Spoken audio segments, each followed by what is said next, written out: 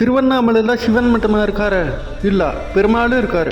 திருவில்லிபுத்தூரில் ஆண்டாள் ரங்கமன்னர் வடபத்திரசாமி பெருமாள் எல்லாரும் கேட்டுட்டு அங்கேருந்து பால்கோவா சாப்பிட்டு அப்படியே பஸ்ஸு பிடிச்சி 1/4 மணி நேரம் அந்த திருவண்ணாமலை கோயிலுக்கு போயிடலாம். இதுதான் அந்த திருவண்ணாமலை ஏரியா. இதெல்லாம் பார்த்துக்கோங்க. இப்படி போகும்போது அண்ணாமலையார் உண்ணாமலை அம்மன் கோயிலும் இருக்குது. அதுக்கு பக்கத்தில் ஒரு குளம் இருக்குது. குளத்துக்கு முன்னாடி அரச மரம் இருக்கும். அரச மரத்துக்கு பக்கத்தில் ஒரு பெரிய பிள்ளையார் கோயில் 7 அடி இருப்பார். இங்கேருந்து பெருமாள் கோயிலுக்கு மலை ஏறணும். மலை ஏறுறதுக்கு ரொம்ப நேரம் ஆகாது, 1/4 மணி நேரம்னா. அந்த பெருமாள் திருப்படியை பார்த்த மாதிரியே அப்படியே இருப்பார். இதை பார்த்துக்கோங்க. இந்த பெருமாள் தான்.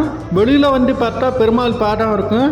இந்த கோயில் காலையில் 7 மணிலேருந்து ராத்திரி 7 மணி வரைக்கும் தினக்கும் திறந்துருக்கும். இந்த பெருமாள் சேர்க்கிறப்ப ரொம்ப நேரமாக சேவிக்கலாம். ஆனால் பட்டாச்சார் வந்து எதுவுமே சொல்ல மாட்டாங்க. உங்கள் விருப்பத்துக்கு ஏற்ற மாதிரி பக்தியாக நல்லா சேவிக்கலாம்.